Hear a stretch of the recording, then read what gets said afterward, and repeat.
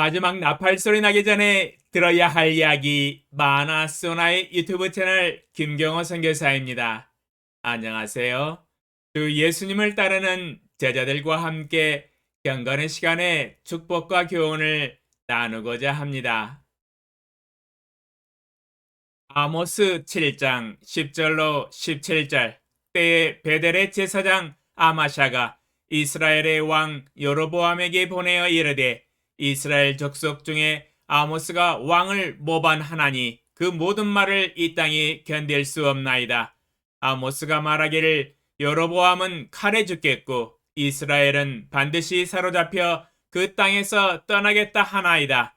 아마샤가 또 아모스에게 이르되 선견자야, 너는 유다 땅으로 도망하여 가서 거기에서나 떡을 먹으며 거기에서나 예언하고 다시는 베델에서 예언하지 말라. 이는 왕의 성소요 나라의 궁궐임이니라. 아모스가 아마샤에게 대답하여 이르되 나는 선지자가 아니며 선지자의 아들도 아니라 나는 목자요 뽕나무를 재배하는 자로서 양떼를 따를 때에 여호와께서 나를 데려다가 여호와께서 내게 이르시기를 가서 내 백성 이스라엘에게 예언하라 하셨나니 이제 너는 여호와의 말씀을 들을지니라. 내가 이르기를 이스라엘에 대하여 예언하지 말며 이삭의 집을 향하여 경고하지 말라 하므로 여호와께서 이와 같이 말씀하시기를 내 아내는 성읍 가운데서 장녀가 될 것이요 내 자녀들은 칼에 엎드러지며 내 땅은 측량하여 나누어질 것이며 너는 더러운 땅에서 죽을 것이요 이스라엘은 반드시 사로잡혀 그의 땅에서 떠나리라 하셨느니라. 하나님의 파수꾼으로서 입을 열어 죄인들에게 경고하라 라는 제목으로 말씀을 묵상해 보았습니다. 오늘 새벽에 읽은 본문 말씀은 하나님께서 아모스를 들어 사용하심으로 평신도 선지자의 사명에 대하여 가르쳐주고 계십니다. 이름도 없고 빛도 없고 종교적인 지위나 권세도 없는 평범한 남유다 백성이었던 아모스가 어떻게 하나님께 쓰임받았는가를 간증하고 있습니다.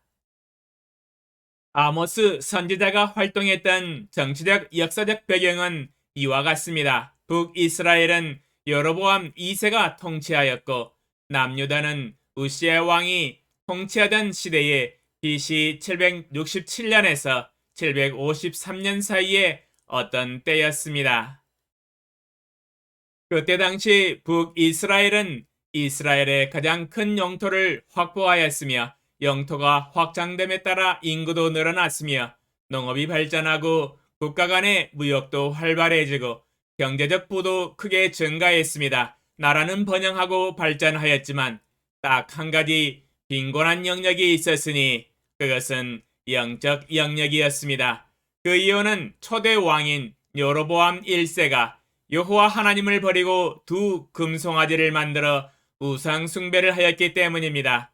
또한 산당들을 짓고 레위 자손 아닌 보통 백성으로 제사장을 삼았습니다. 이로 인하여 북이스라엘 백성들은 모두 우상 숭배의 죄악에 빠졌고 도덕성은 땅에 떨어져 죄악의 도시를 만들어 버렸습니다.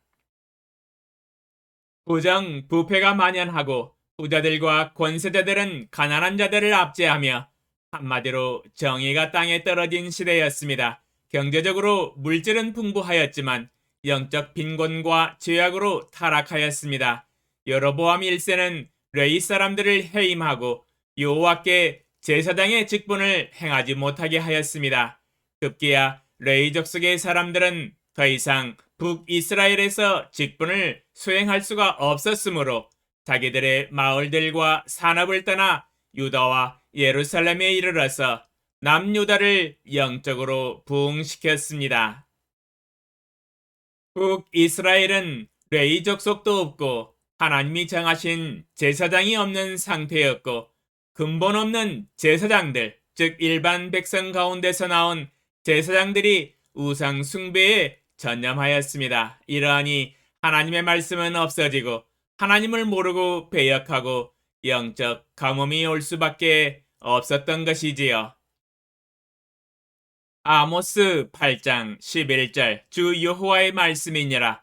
보라 날이 이를지라 내가 기근을 땅에 보내리니 양식이 없어 주림이 아니며 물이 없어 가람이 아니요 여호와의 말씀을 듣지 못한 기갈이라.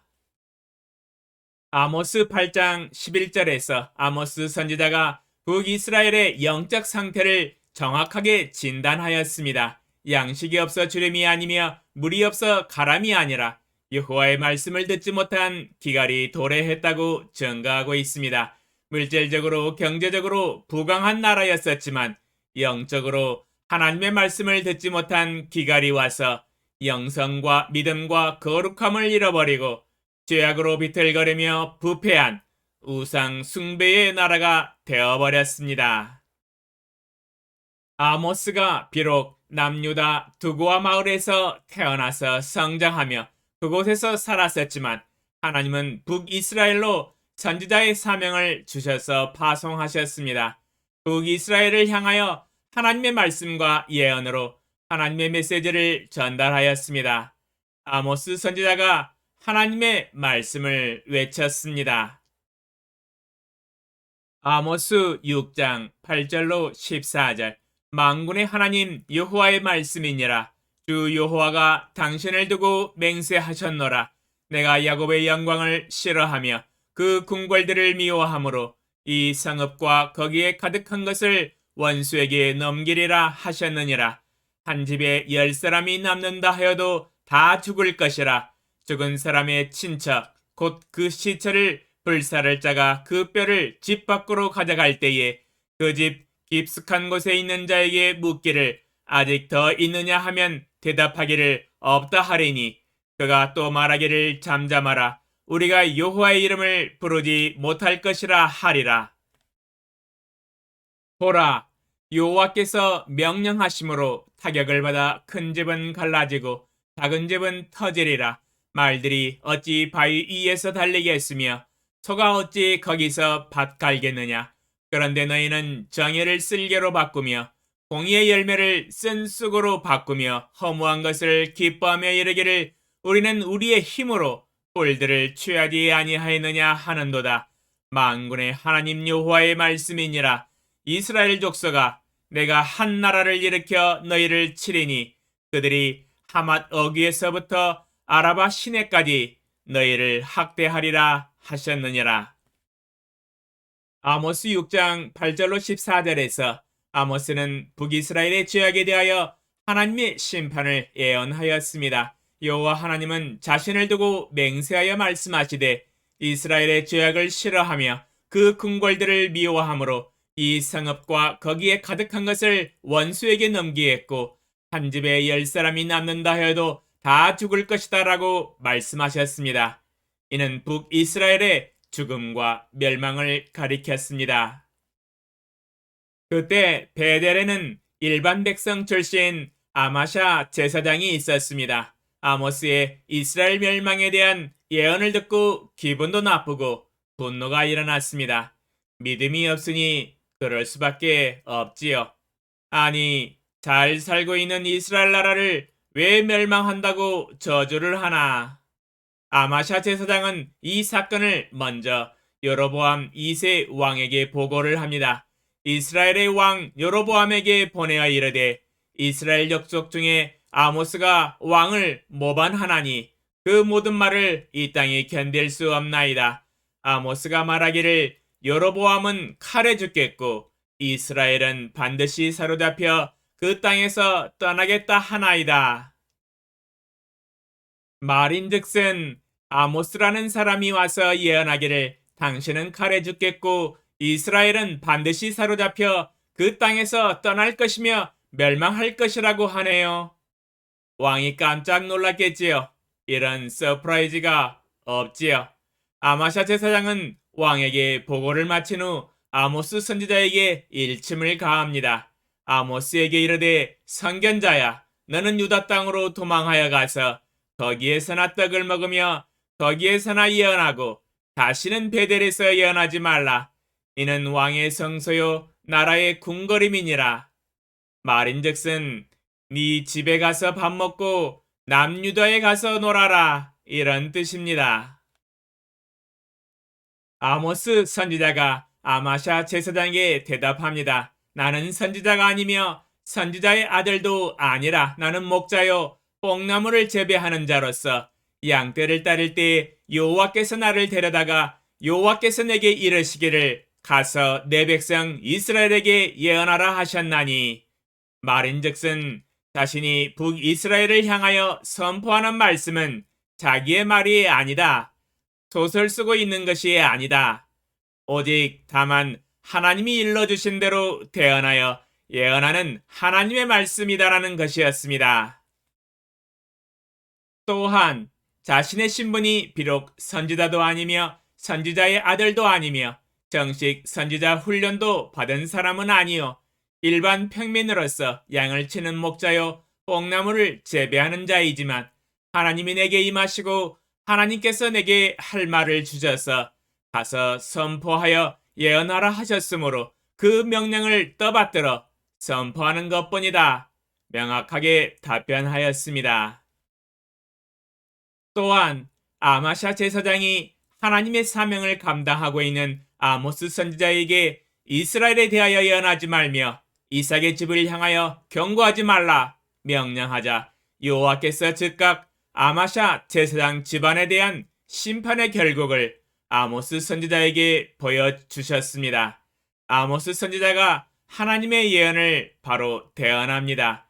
그것은 바로 내 아내는 성읍 가운데서 창녀가 될 것이요 내 자녀들은 칼에 엎드러지며 내 땅은 측량하여 나누어질 것이며 너는 더러운 땅에서 죽을 것이요 이스라엘은 반드시 사로잡혀 그의 땅에서 떠나리라. 이는 바로 아마샤 가문이 풍지박살 날 것이라는 예언이었습니다. 큰일 났네요.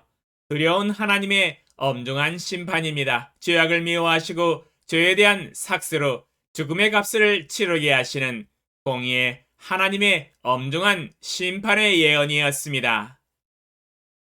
아마샤 제사장의 이 같은 협박과 해유에 대해서 아모스 선지자는 전혀 위축되지 않았습니다. 우리는 아모스 선지자의 말과 행동을 통하여 주님을 따르는 제자로서 그의 믿음과 행동을 배워야 합니다.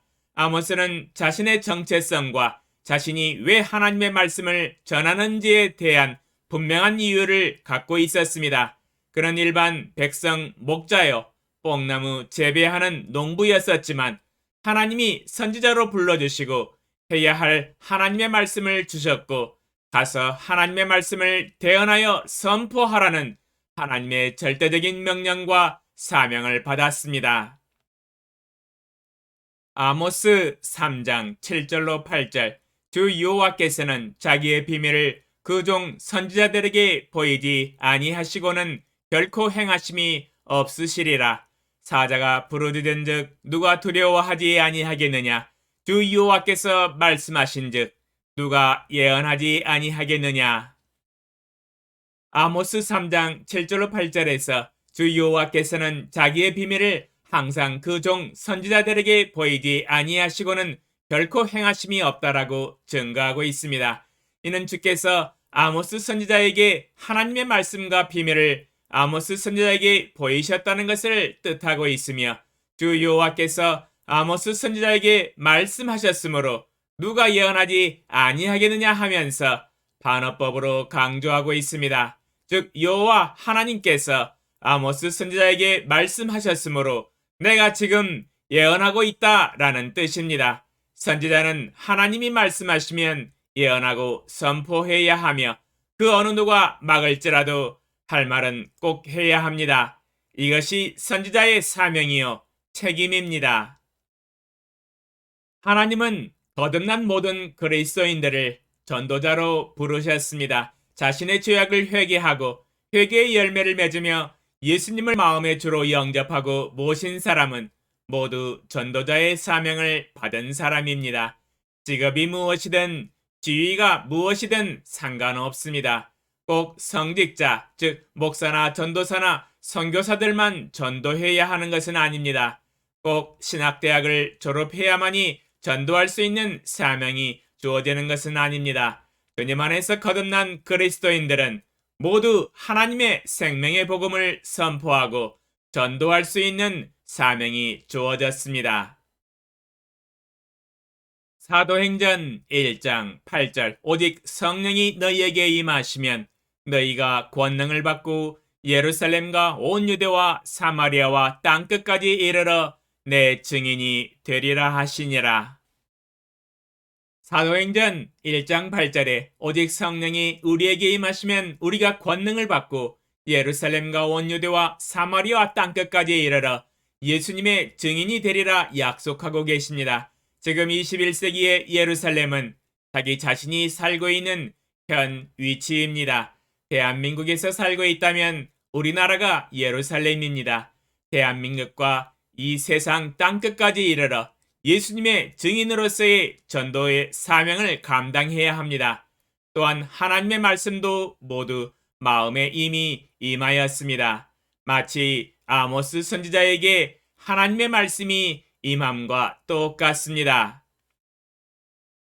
요한복음 3장 16절 하나님이 세상을 이처럼 사랑하사 독생자를 주셨으니 이는 그를 믿는 자마다 멸망하지 않고 영생을 얻게 하려 하심이라. 주 예수님을 믿고 거듭난 사람이 만약 요한복음 3장 16절을 듣고 깨달았다면 하나님의 말씀과 비밀은 이미 마음에 임한 것입니다. 우리는 영혼을 구원하는 이 생명의 말씀과 비밀을 옆에 있는 사람들에게 입을 열어 선포하며 예언해야 합니다. 이것이 바로 선지자의 사명, 선교사의 사명, 예수 그리스도의 증인으로서의 사명, 전도자의 사명입니다. 그 사명과 책임은 자신에게 주어져 있습니다. 우리는 이미 놀라운 선지자와 전도자의 신분으로 변화되었습니다. 요한복음 3장 16절을 깨닫고 설명할 수 있다면 모두가 전도자입니다. 그러나 만약 우리의 입을 닫고 꿀먹은 벙어리처럼 말을 하지 않고 선포하지 아니하고 예언하지 않는다면 그 책임은 하나님 앞에서 심판대에서 결산해야 합니다. 예스겔 33장 7절로 9절 인자야 내가 너를 이스라엘 족속의 파수꾼으로 삼음이 이와 같으니라. 그런즉 너는 내 입의 말을 듣고 나를 대신하여 그들에게 경고할지어다. 가령 내가 악인에게 이르기를 악인아 너는 반드시 죽으리라 하였다 하자. 내가 그 악인에게 말로 경고하여 그의 길에서 떠나게 하지 아니하면 그 악인은 자기 죄악으로 말미암아 죽으려니와 내가 그의 피를 내 손에서 찾으리라. 그러나 나는 악인에게 경고하여 돌이켜 그의 길에서 떠나라고 하되 그가 돌이켜 그의 길에서 떠나지 아니하면 그는 자기 죄악으로 말미암아 죽으려니와 너는 내 생명을 보전하리라. 예스겔 33장 7절로 9절에서 하나님께서 예스겔을 파수꾼으로 삼았다고 증거하고 계십니다. 그렇다면 하나님은 예스겔만 하나님의 파수꾼으로 삼으셨을까요? 그렇지는 않습니다. 주 예수님 안에서 거듭난 모든 그리스도인은 모두가 하나님의 파수꾼입니다. 파수꾼이 만약 악인에게 하나님의 말씀을 경고하여 너는 반드시 죽으리라 말하였다면 악인이 그 경고를 듣고 회개하여 하나님께로 돌아와 구원을 받든지 아니면 회개하지 않고 강팍하여 불순종하여 자기 죄악 가운데서 죽든지 둘 중에 하나의 결과가 나올 것이다 라고 말씀하고 계십니다. 그러나 만약 악인에게 말로 너는 반드시 죽으리라 경고하지 않아서 악인이 자기 죄악 가운데서 죽는다면 그 악인이 경고를 받지 못함으로 인하여 죽는 죽음에 대해서는 하나님께서 파수꾼의 책임을 추궁하시겠다고 경고하고 계십니다. 그 죄악은 악인이 파수꾼의 경고를 듣지 못하고 죄악 가운데서 죽는 피를 의미합니다. 그러므로 우리가 주님 안에서 거듭났다면 모두 다 하나님의 파수꾼입니다. 파수꾼은 입을 열어서 경고를 해야 합니다. 경고하지 않는다면 방금 말씀드린 하나님의 말씀대로 그 피에 대해서 책임을 져야 합니다. 파수꾼의 책임을 감당하지 못한 게으른 죄를 하나님 앞에서 결산해야 합니다. 이는 무섭고 두려운 하나님의 말씀입니다. 그렇다고 너무 위축될 것은 아니지요. 하나님께서 이렇게까지 말씀하시는 것은 거듭난 그리스도인들이 하도 입을 열지 않기 때문입니다. 하도 안 하니까 전도를 할 수 있도록 동기부여를 하시는 엄중한 경고입니다. 깨어 근신하지 않으면 영적으로 잠들어 있는 상태이며 마땅히 해야 할 일을 하지 않는 게으른 종일 뿐입니다. 주님 말씀하신 대로 우리는 깨어 근신하여 하나님과 동행하면서 파수꾼의 사명을 충성되게 감당하여 일을 해야 합니다. 지금은 낮입니다. 결단코 밤이 아닙니다. 낮에 일을 해야 합니다. 어려운 일이 아니지요. 우리의 입을 열어서 경고하면 됩니다. 뭐 어려울 것 있겠습니까? 간단합니다. 요한복음 3장 16절은 어려운 내용의 비밀 이야기가 아닙니다. 이미 우리 마음에 임한 하나님의 말씀과 예언과 비밀을 옆에 있는 사람에게 설명합시다. 오늘 하루가 가기 전에 만나는 사람에게 시간을 잠깐 내어서 인사를 나누고 요한복음 3장 16절을 설명합시다. 이는 영혼을 살리는 생명의 복음 아닙니까?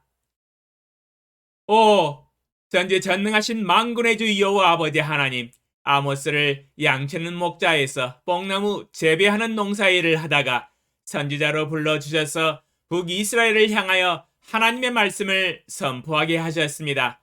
동일하게 우리도 아모스 선지자를 본받아 하나님의 전도자로서 선교사로서 파수꾼으로서 예수 그리스도의 증인으로서 생명의 복음의 전도자로서 입을 열어 하나님의 말씀을 선포하게 하소서. 요한복음 3장 16절에 하나님의 말씀이 우리 마음에 임하여 깨닫게 하시니 감사합니다. 이제는 오늘 만나는 사람에게 관심을 가지고 깨어 근신하여 입을 열어 요한복음 3장 16절을 설명하게 하소서. 이는 하나님의 말씀의 선포와 경고 아니겠습니까? 주의 성령의 권능으로 옷 입혀주사 담대히 생명의 복음을 선포하게 하시고 주 예수님을 자랑하게 하소서. 기쁨과 즐거움으로 파수꾼의 사명을 감당하게 하소서. 예수님의 이름으로 기도합니다. 아멘. 감사합니다.